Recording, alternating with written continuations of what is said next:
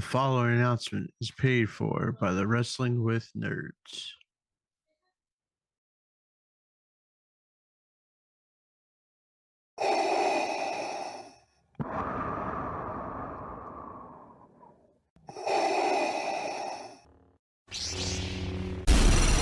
From Mordor to Hogwarts to Gotham, the nerds have come together to create a show for nerds by nerds.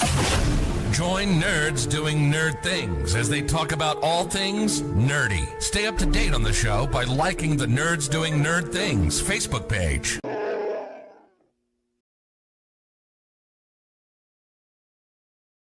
The name's Duke Nukem, and you're watching the Nerds Doing Nerd Things podcast. I don't know why, but you are. This honky tonk man, greatest intercontinental champion of all time, and you're watching Wrestling with Nerds podcast. Yes, that's my favorite. Shake, rattle, and roll.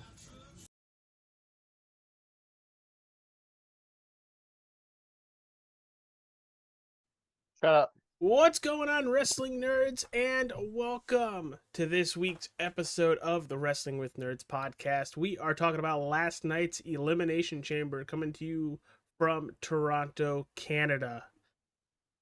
Holy crap. That's all I'm going to start with. Joining me today, as always, the other two numbskulls that were having more fun with my wife making fun of me. Start with the one, the only, the 425 himself, TJ Barnier. Not wrong. That's a pretty accurate guess, not gonna lie. What's up, brother? And the wrestling guru, Ryan Fry.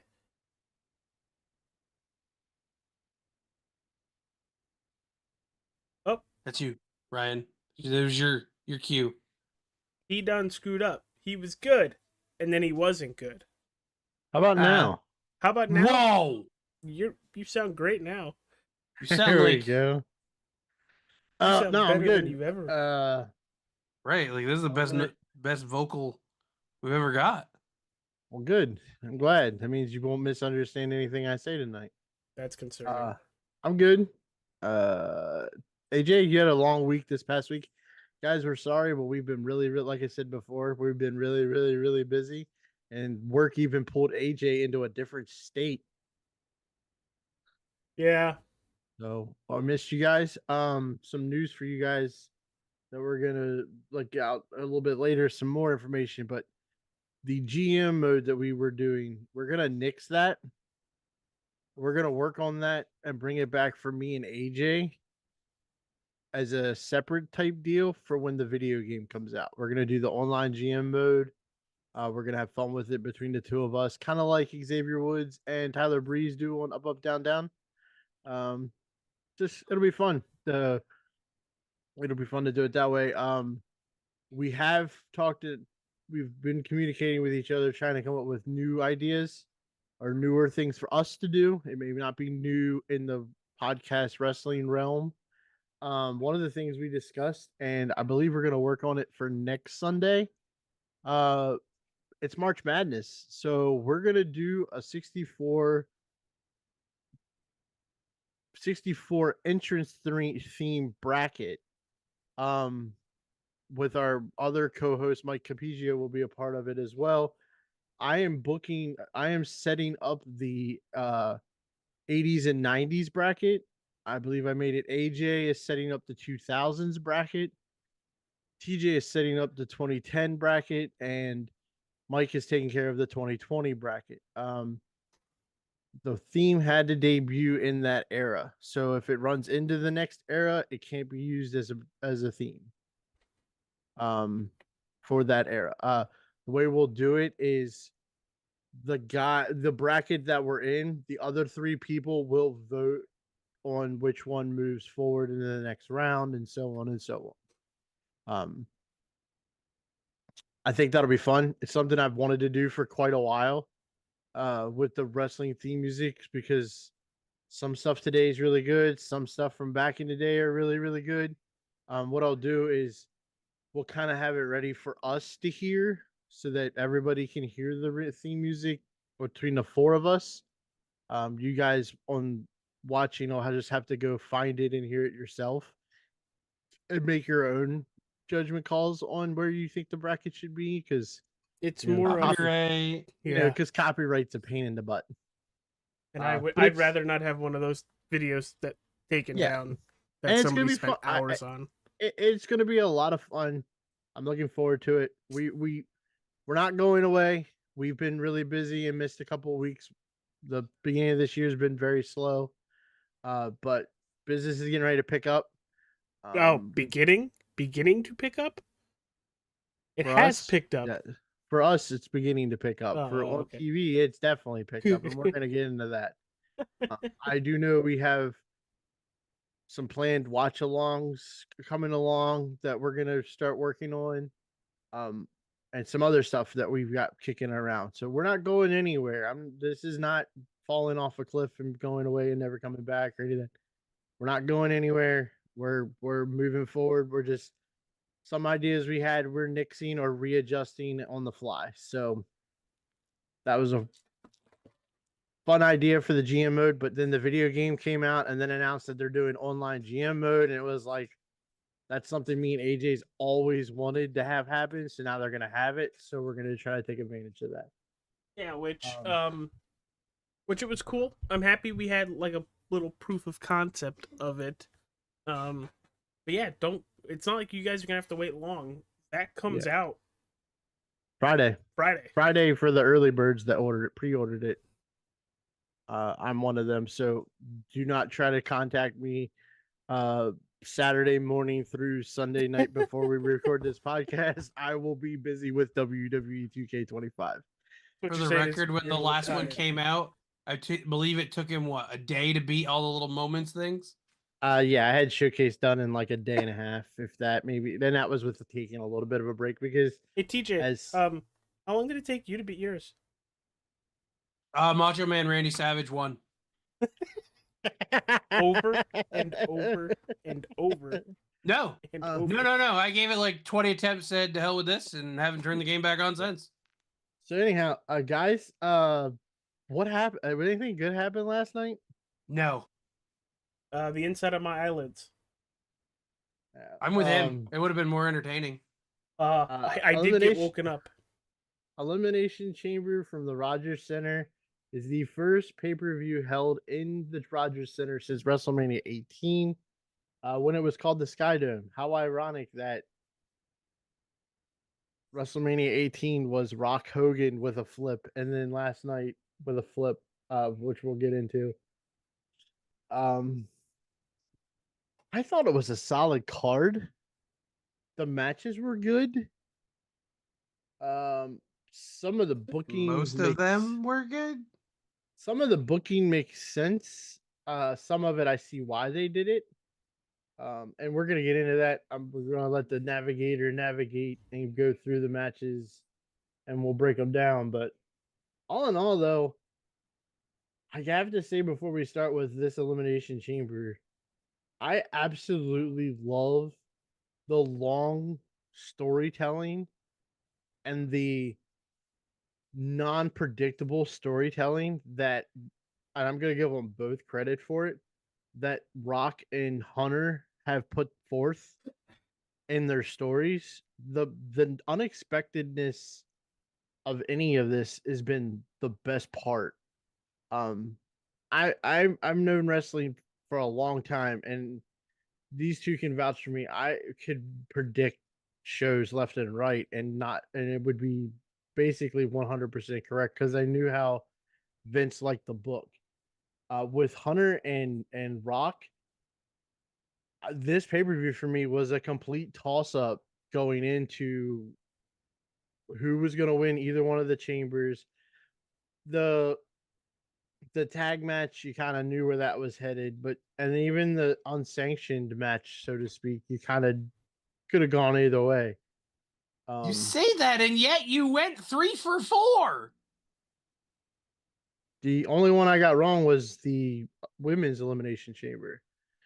And which we'll get into in a second. Yeah.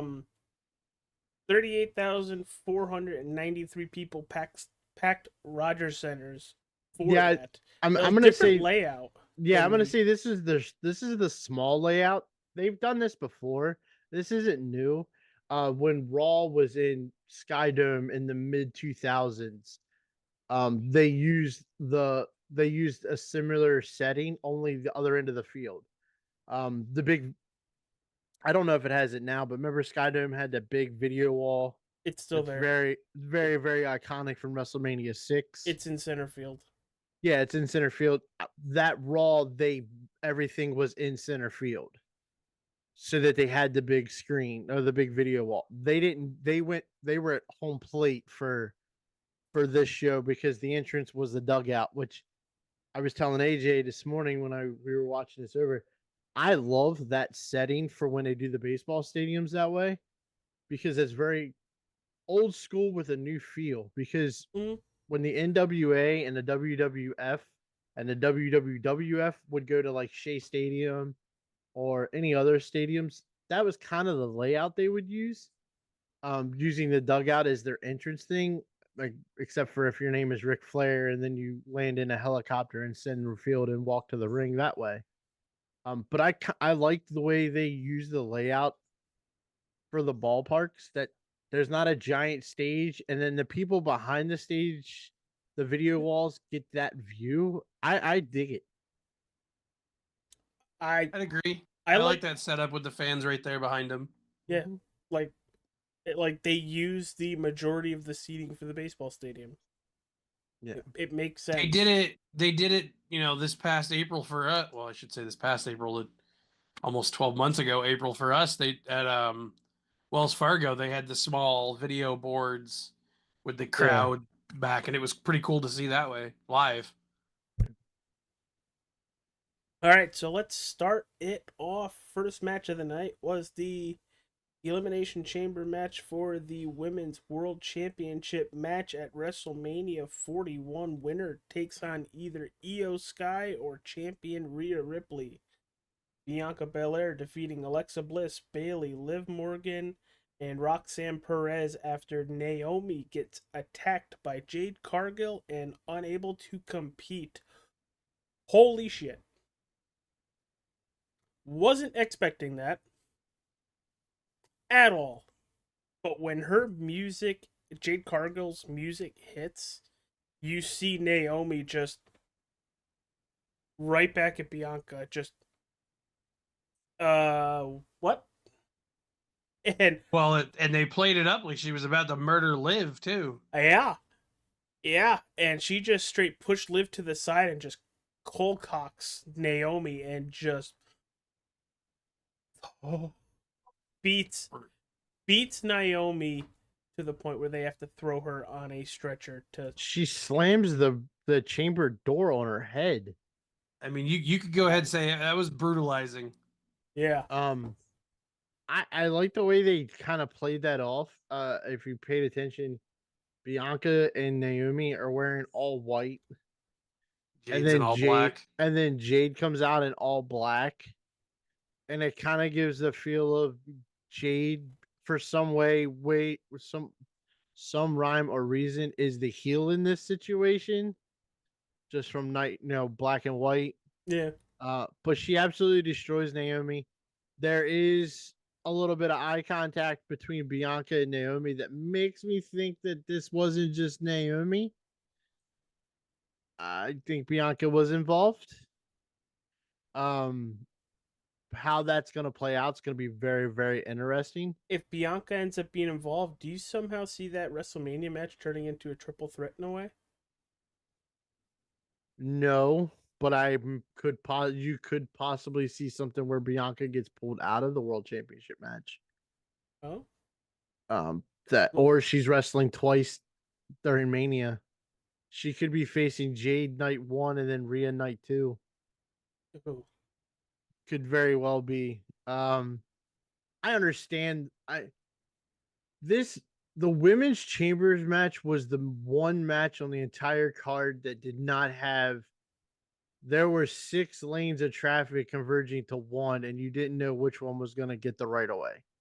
Does that make sense? Yeah. Like there was no one up advantage for anybody, Even or though there any probably should have been. or any that could make absolute sense to go in the Mania. I mean, you have Alexa coming back from her pregnancy with fire at the Royal Rumble. A lot of And people going for her. Bailey and Rhea. I Liv think we're Morgan, Rhea. Sorry, Ryan. And then Naomi. I think we're gonna get Alexa and Liv going into WrestleMania. That seems to be the tease. Liv eliminated Alexa from the Royal Rumble. Liv eliminated Alexa from Elimination Chamber. I feel like that's where they're headed with that. Somebody who I feel like they've kind of put a rocket strap to her is Roxanne from the minute she got to that into the main roster.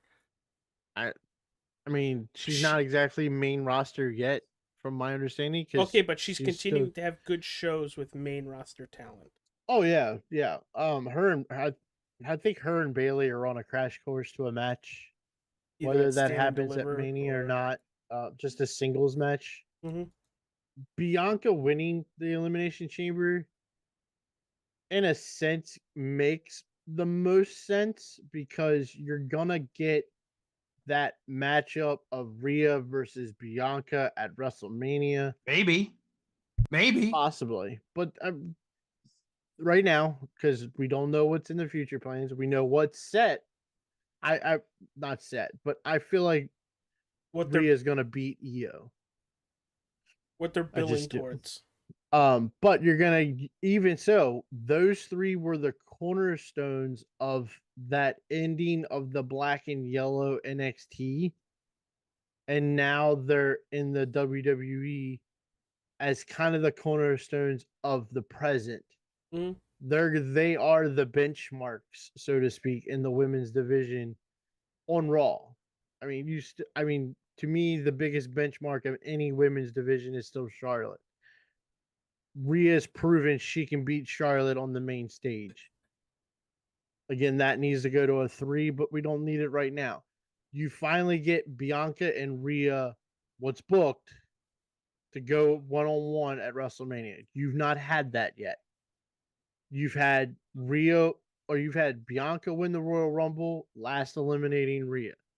You've had Rhea win the Royal Rumble. I believe, I did not look back, but I believe one of her last eliminations was Bianca.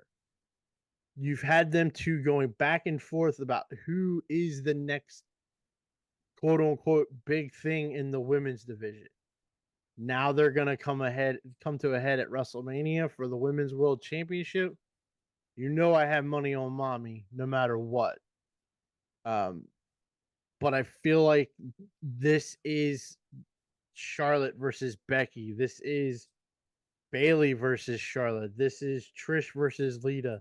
This is Rhea versus Bianca. That is the mindset of the WWE moving forward in the women's division, and that's where they're headed for that. Makes plenty of sense to me. Now, T, what are the reasons you don't like this, or is it just it's not Alexa? That has nothing to do with Alexa. It's how they booked the whole match. You start the match off like putting Bianca in a state of like panic and like mentally she should have been fried. And then late in the match, Bianca Cena shows up and we're taking multiple code breakers and multiple moves and getting right up and just delivering finishers. It's like I will agree that the match, Bianca winning would have been fine if they didn't make her look unbeatable. Finish of the match was Bianca's typical thing. She got pounded off the cage by her hair 6 times. Took 2 code breakers. Then took 2 code breakers and instantly popped up and speared Liv and went to the finish.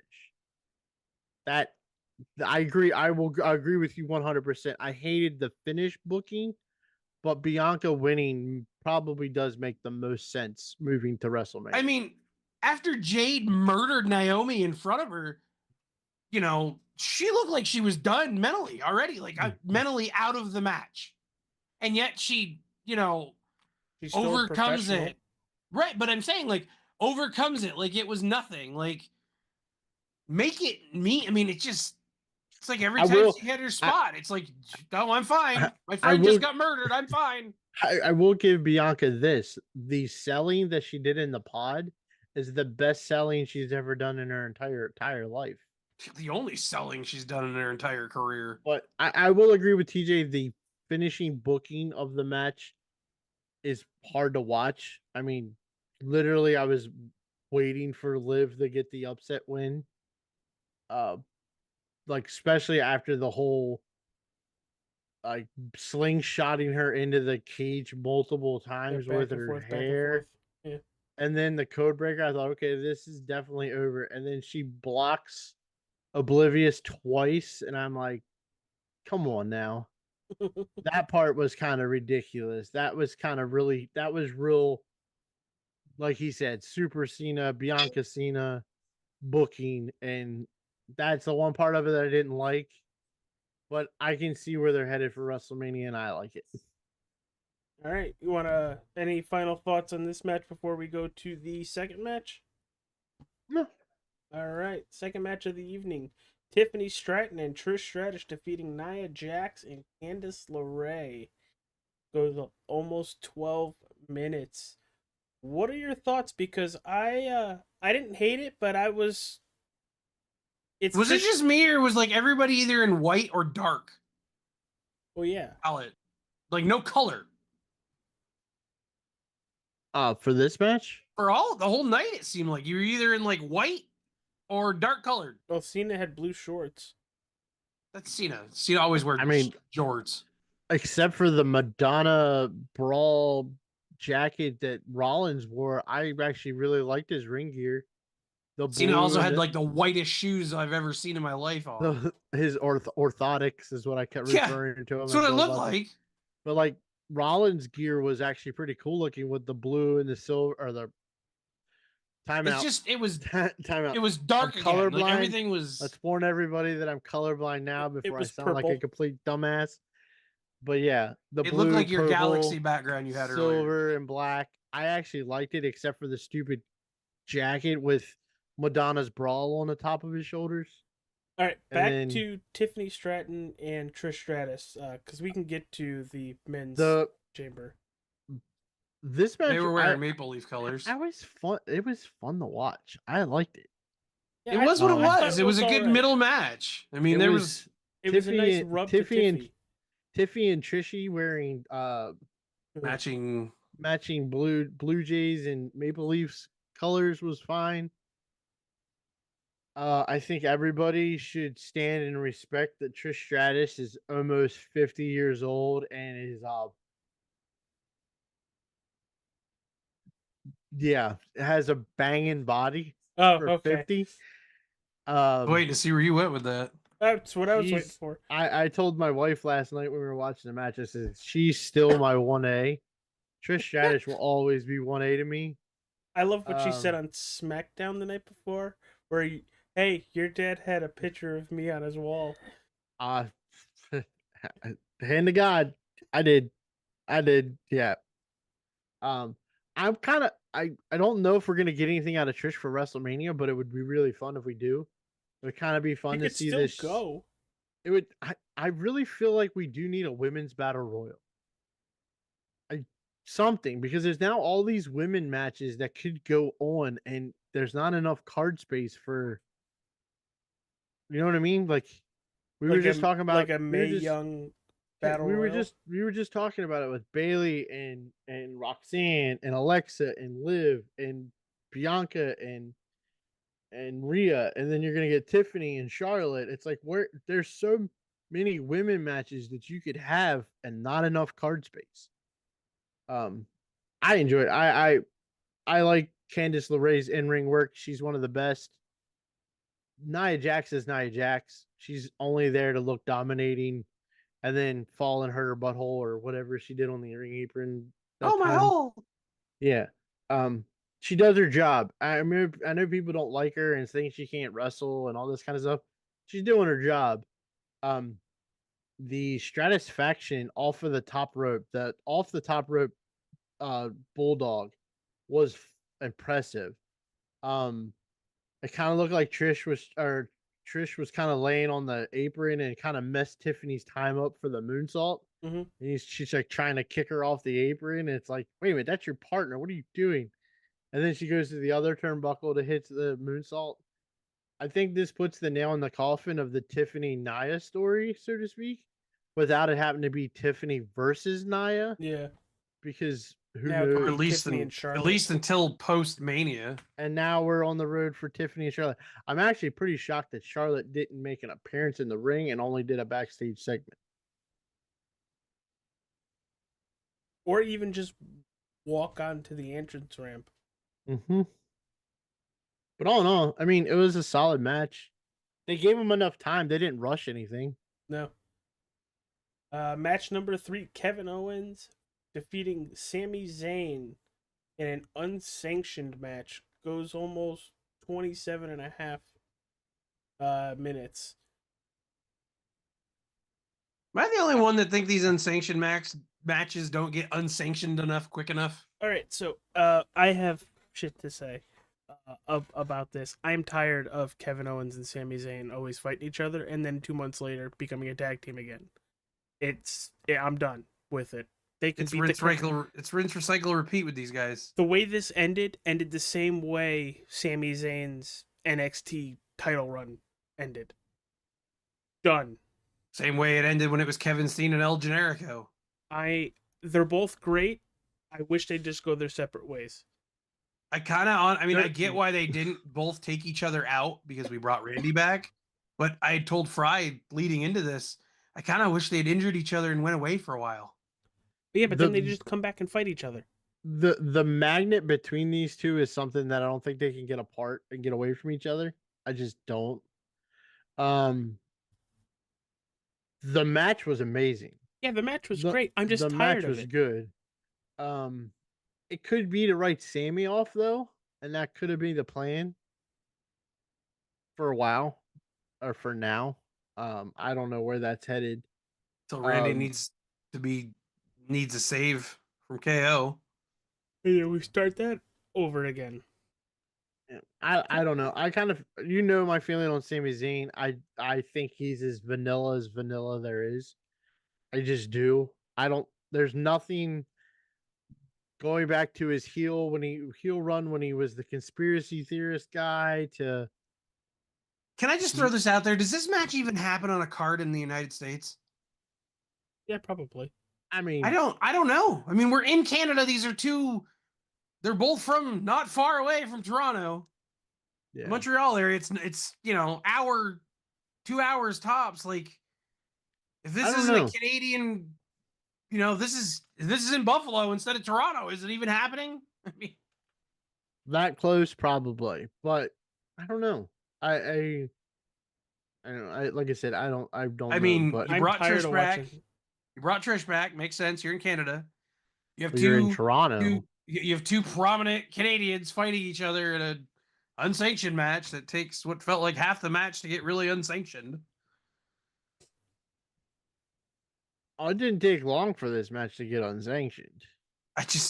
Almost kind of wish it had started in the parking lot. Yeah. I mean, the spots were hellacious. The 2-table spot over the top rope for Sammy was vicious. The Blue Thunder Bomb onto the barbed wire wrapped steel chair was vicious. Kind of wish it was a little bit more real barbed wire to like snag a shirt or something to make give you the effect of it looking real instead of the plastic. The hockey stick. Everybody popped for the hockey stick. But they're at Rogers Center. Why not a baseball bat? Because the baseball bat's used all the time. A hockey stick is only ever used in Canada. But here's the funnier part that I kind of took from that. They dimmed the lights down for this match because it's an unsanctioned match. And then you pull a hockey stick out that's black. All black. Last I checked, hockey sticks have color to them. Yeah. Usually they're reflective now, or even all white. So I kind of they thought like that to was try to funny. hide the blade with the ice now. I don't know. This match, while the match was great, you're right. There's no story to it. It's the same stories we rinse, cycle, repeat. They're going to be a tag team in like 3 months because one's going to need the other's help and that kind of stuff. I agree is annoying. I'm The just right so bored of person, it. the right person won though because I'm tired of the Rocky Balboa story that is Sami Zayn. Well, I think the right person won because of who they brought back. And Yeah, Jesus, Ryan, you heard me while it was happening, while he was setting up for that punt. I wanted to see his head come back into the U.S. Duty free. I believe is the exact words were punt his head back to the states. Yeah, Uh, I I on the other hand do not want to see him punt KO. I do not want to see a punt until the other story of Randy Orton takes off, which will be after WrestleMania now with Cena. with no with Cody. Oh, okay. Um, but yeah. So what was the main event?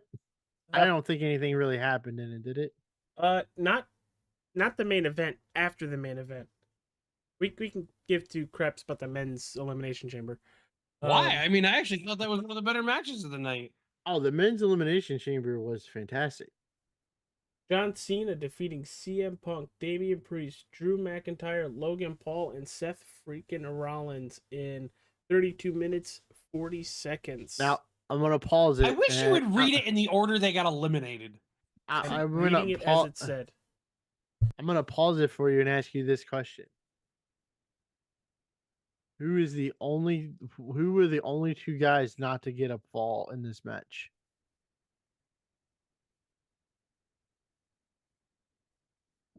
Who? Drew And Seth. and Seth. That and in the women's match, I mean, Liv gets 2 falls and Alexa gets a fall and then Bianca gets a fall. That's it. I they're shaping up WrestleMania matches on this at this card and I love it. Um I really really want to see and I'm putting this out here into the realm so that everybody else starts to get on board for it. I want Drew McIntyre and Logan Paul versus Damian Priest and Bad Bunny at WrestleMania. That's out there. That's what I want. Damian and Drew have been feuding. Logan got the pinfall What do you mean? on Damian. You don't want The Rock and Travis Scott versus Cody No. and Bad Bunny? No. I want Damian and Bad Bunny. They've already won at WrestleMania before against Drew and Logan Paul. Ugh. Maybe on the pre-show. I will watch that in heart. Why not? They're the best two wrestling celebrities we've ever had. Bad Bunny as a wrestler has been fantastic.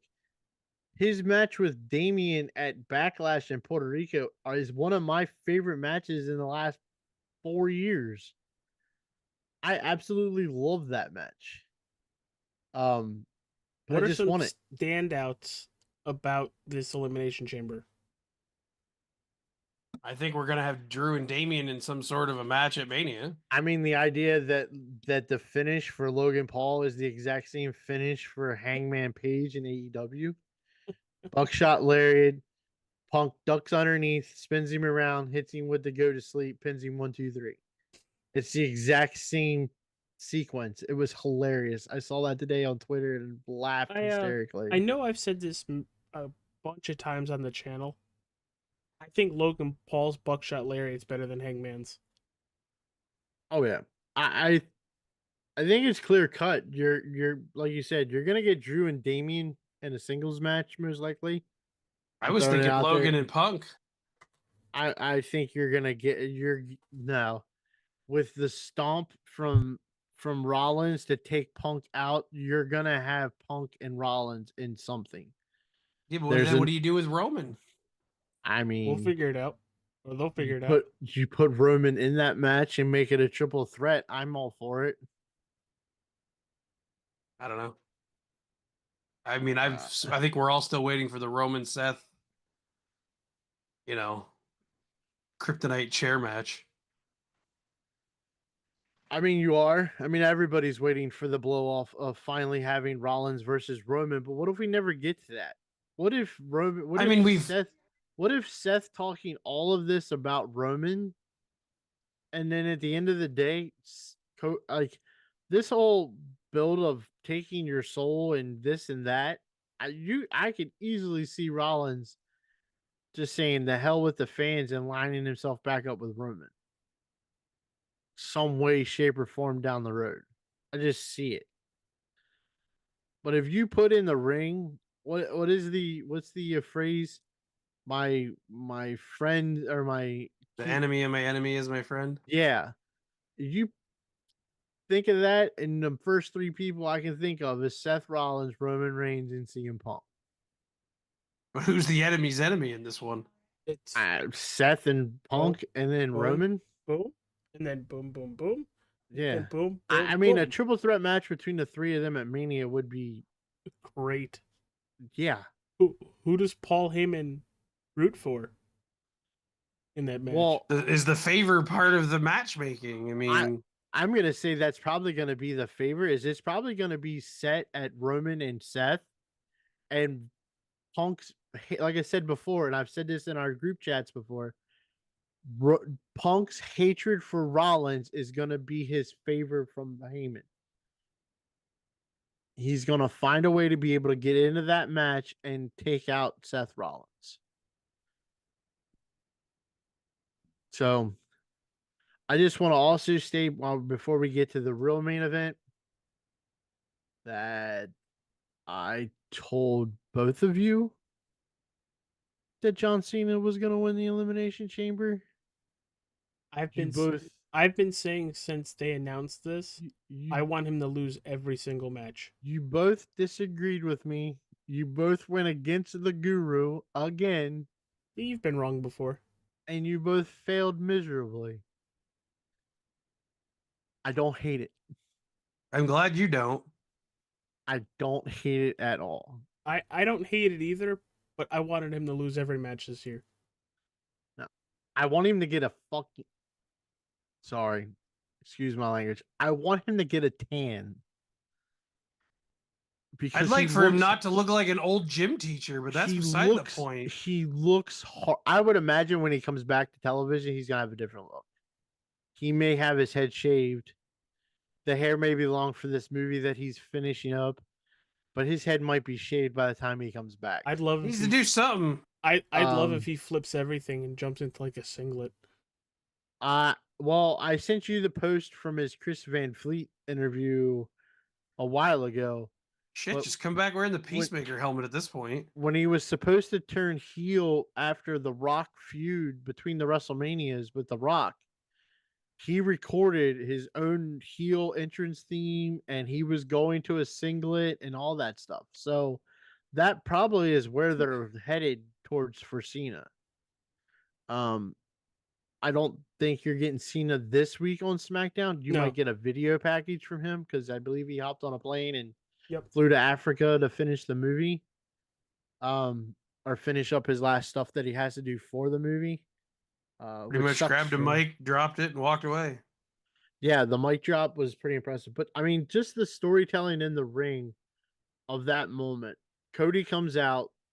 They have their little talk back and forth about, yeah, it's me and you at WrestleMania for the championship. It's the guy normal that's Cena and Cody. It's been the guy that is the face of this place, no matter whether he's here or not, versus the new guy that is the ultra popular baby face.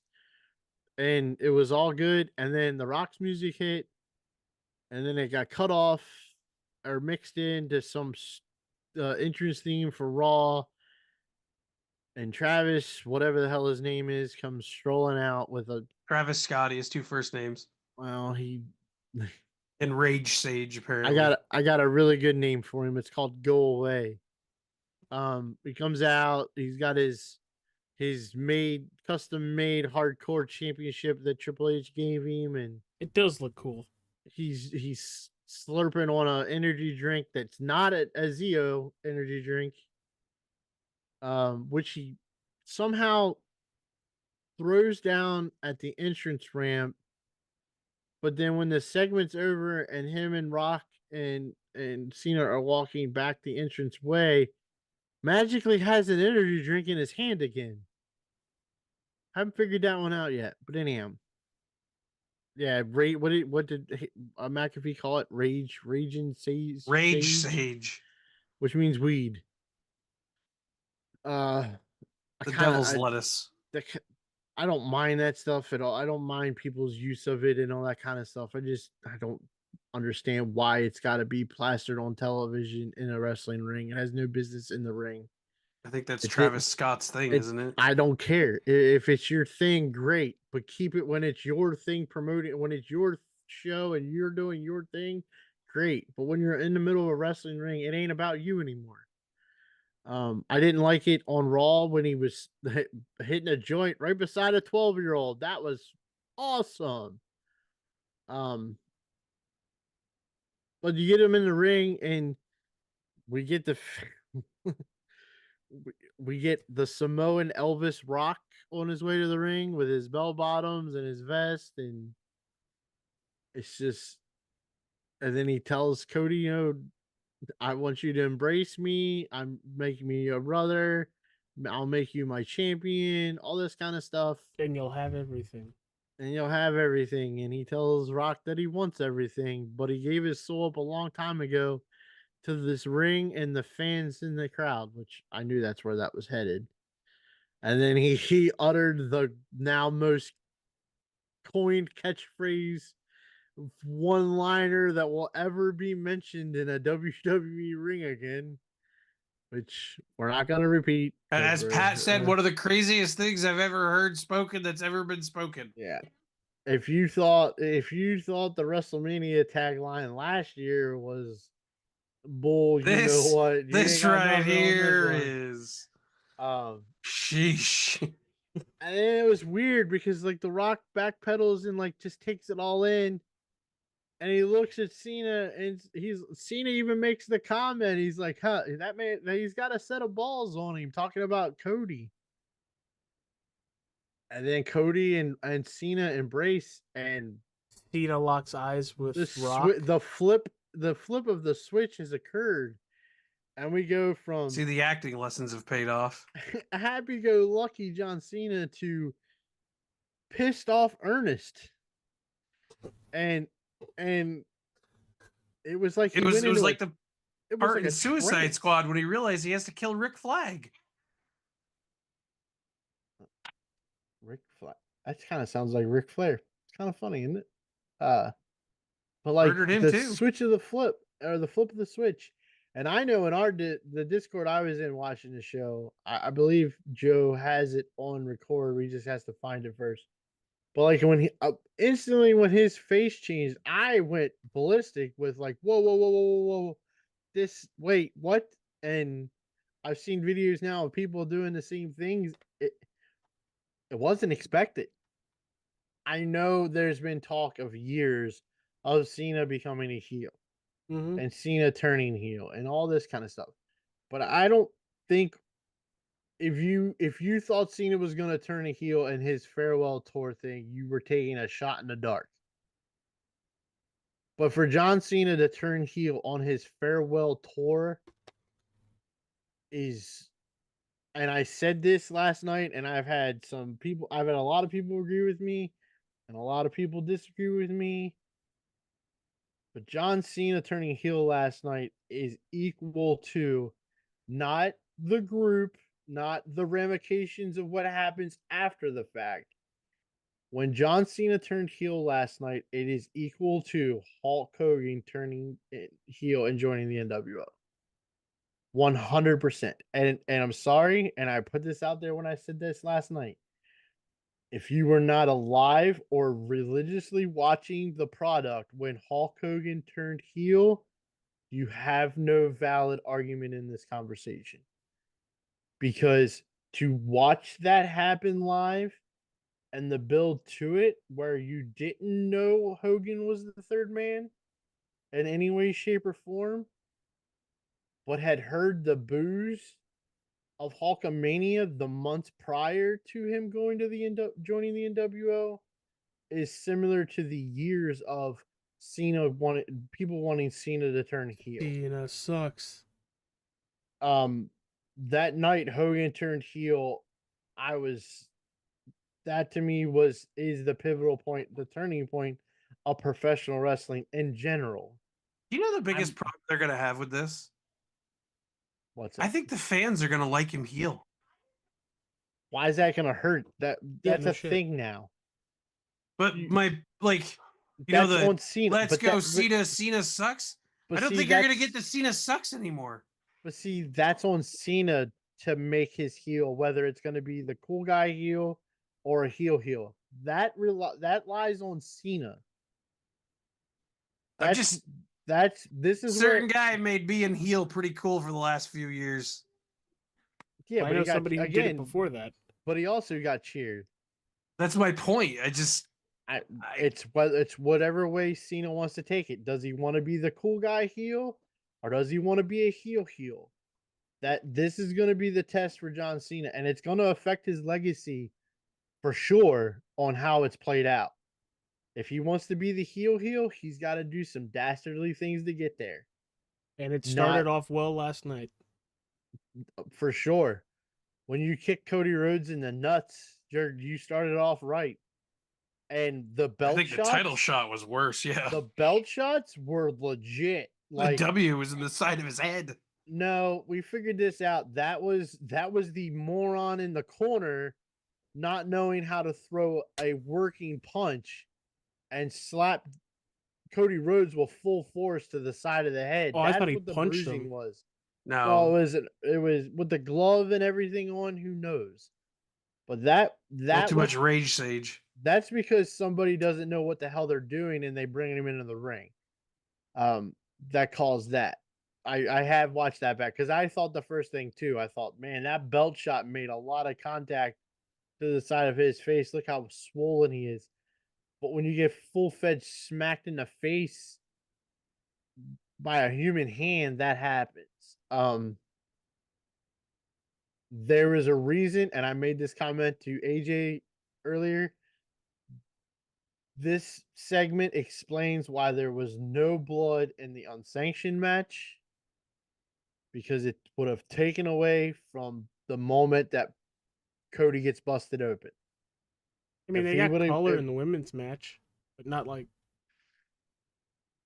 Liv's back was all bleeding. That was the fact, the cage and the whip mark across her stomach that we've seen now that broke skin. That's different. But like KO takes the shot on the chair. Yes, it's the barbed wire chair, and it should bleed, you would think.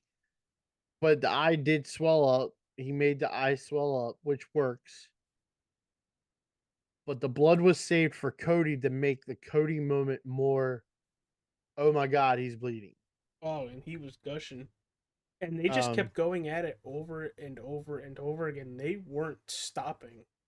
No, they were not. And I liked it. I love Cody to death. I liked how Wade, Pat, and Michael had to go into the ring and check on Cody. Did anybody else think that was kind of weird how they cut away at the end just to cut right back in?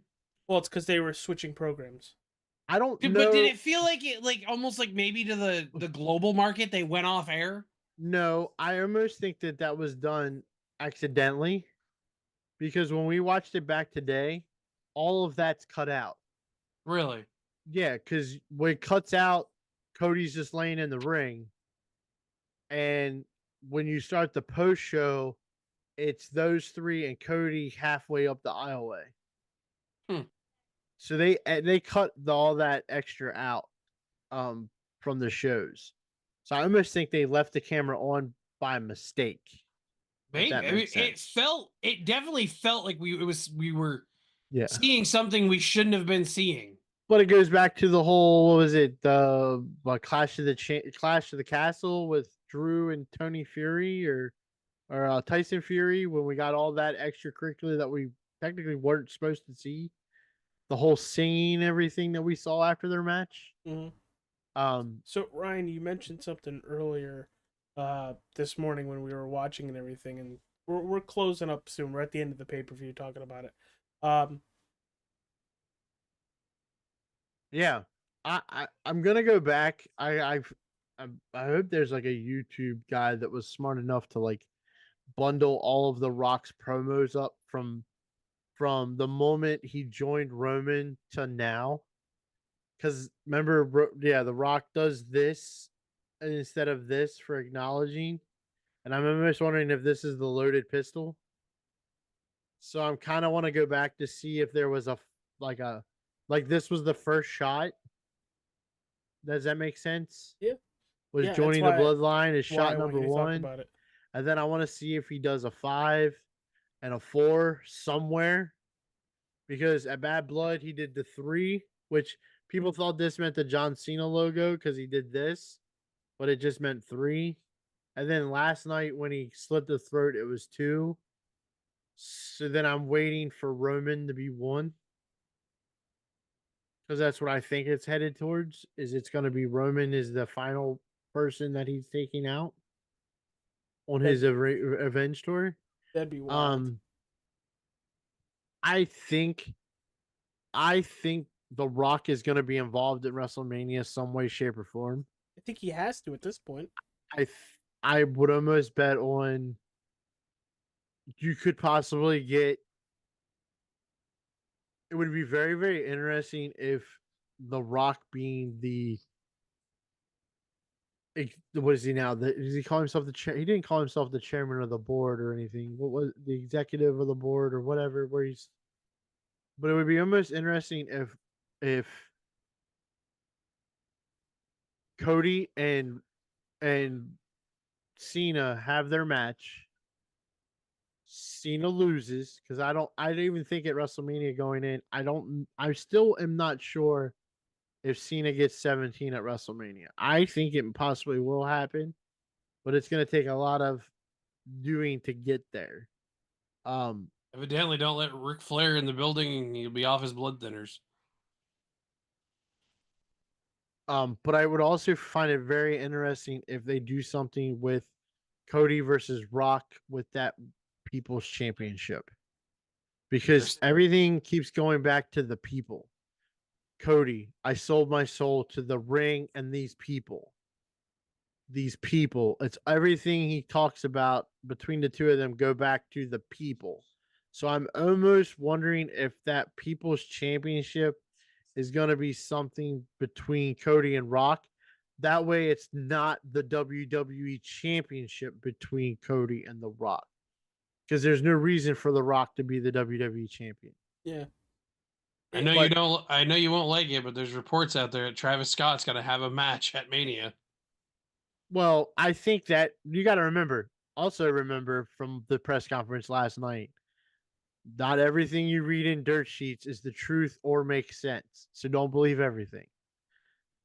Whether he has a match or not, I don't care. That'll be the time where I go to the bathroom, grab a snack, do whatever, because I just don't care. Even if you think about the way you're thinking, maybe Cena does get 17 at Mania, and that's what pole votes Cody to Rock. Very well could be. I do think though, and as I said this from the beginning, if Cena gets 17 at Mania, Cody gets the WWE title back at the end of the year. Okay. So if he goes on, if it catapults Cody to Rock and continues that story, that'll be fine.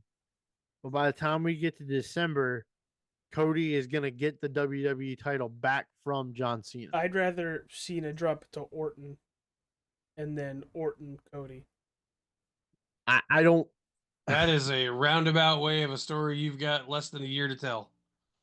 Yeah, because then you gotta have it. Because then you got, what's the point of Cody going after Randy?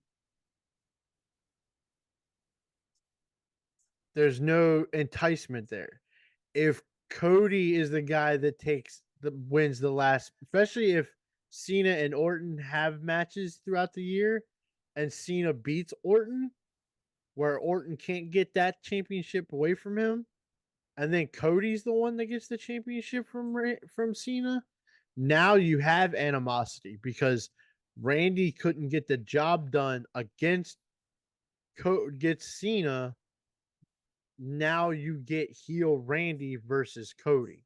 I don't think that feud between them two will work. Heel Cody versus face Orton. I love Randy Orton to death. I hate face Orton. I just do. I want him to be the vengeance, sadistic, sick mofo that Randy Orton is. That's why he needs to punch somebody. But I want him to punt Cody. Him punting KO, then punting Cody means nothing. Him saving the punt and punting Cody makes that instantly personal to the utmost degree of student versus teacher and then the punt. Yeah, but what happens if he punts Cena and now everybody's thinking, well, he's not making it December now? Then you're turning Randy heel against a heel Cena. I don't think Cena's gonna be heel all year. I think it's gonna take something big. He's gotta, if he turns face, he's gotta turn face on Rock. They only tell so many Make-A-Wish kids to go kill themselves. Wow. I mean, I hate that whole thing anyway. I get that John Cena has done 650 wishes. 650, or did Saturday mark 651? I don't know. I'm going off of what I read off of Google. Seeing as he met with 3 people Saturday. 650 wishes have been granted. Hulk Hogan as Hollywood Hogan was still granting Make-A-Wish wishes because he was even a Hunter cool is the heel. authority. We all saw it with Connor. So Hunter still let Connor beat him up in the ring. Yeah. So I don't know. To turn Cena back face, he's got to turn face on Rock for it to matter. Otherwise, it won't matter. So, all in all, we're on the road to WrestleMania. Stories still need to be told. Wrinkles need ironed out. Monday night on Raw, we're getting Rhea Ripley versus Io Sky for the Women's World Title. We're getting the War Raiders, not the Viking Raiders, not the Viking Experience, the War Raiders, defending the tag team titles against the Creed brothers. And you're getting Lyra Valkyria defending the IC title versus Ivy Knott. So we're NXT, expecting title changes of both. You very well could. Master Gable's going to be back soon. They got to be draped in gold. NXT's picking up. I'm becoming a bigger and bigger. I watch NXT more religiously now than I do Raw or SmackDown. I love what they're doing over there. I finally get my dream match. I'm looking forward to that. I get Obafemi versus Moose. This week I know there's some matches lined up. We get not Lola Vice. Sol Ruka and Zarya versus Chelsea Green and Piper Nevin. The Zarya Sol Ruka tag team is pretty impressive to watch. Their little videos that they put together about working on their teamwork was spectacular. I love it. I've watched that video a couple different times. I thought it was great. Jordan Grace made her appearance and she wiped out Roxanne Perez at the last week's NXT and she had to close down her OnlyFans because she joined the WWE and almost let them out for free on NXT. The top she was wearing.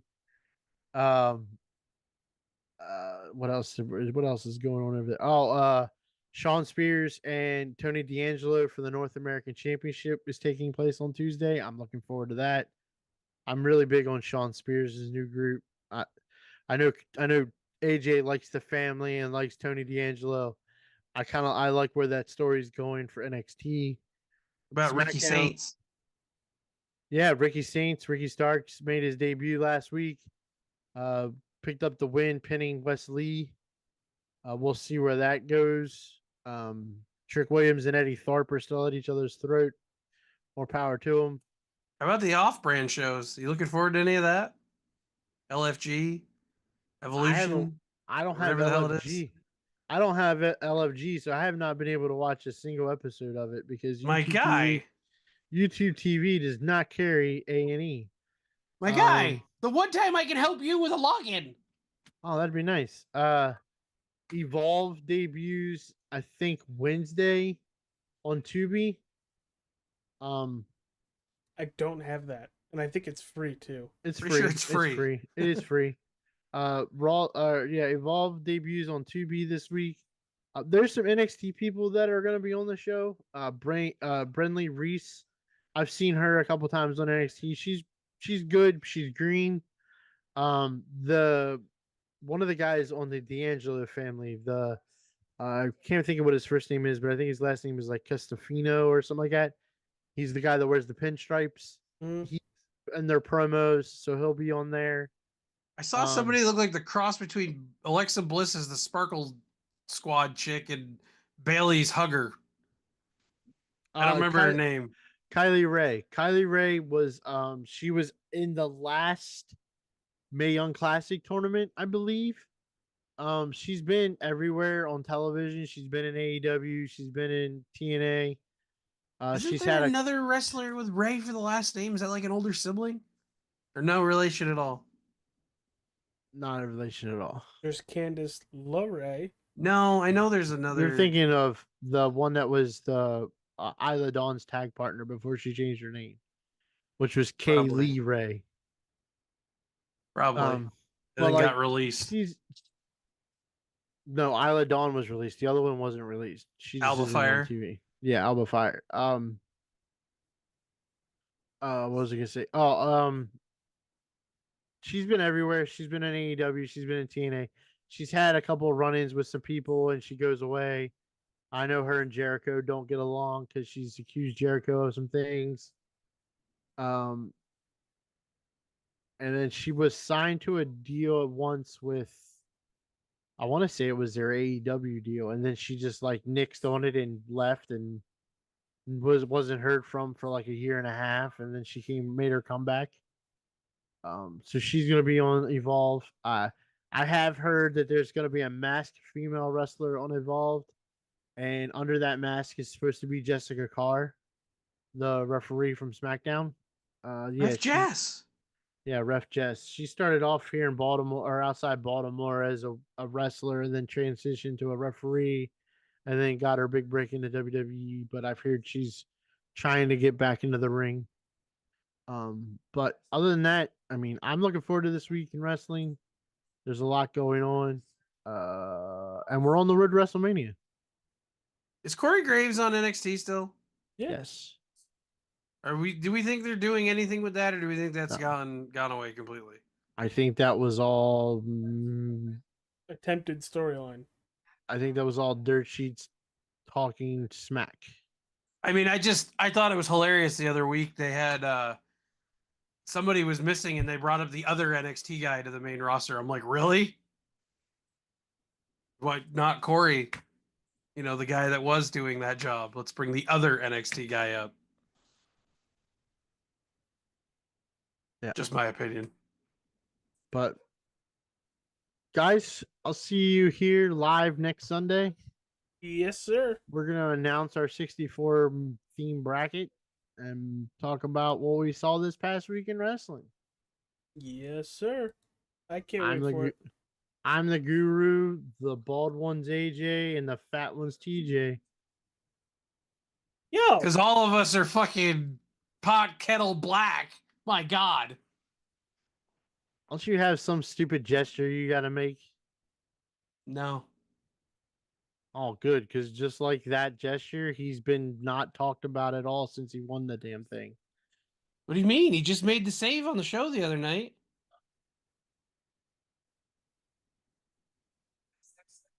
That's me in this. You want to talk about highs and lows? Last year, WrestleMania, we were up here. This year, I'm like, okay.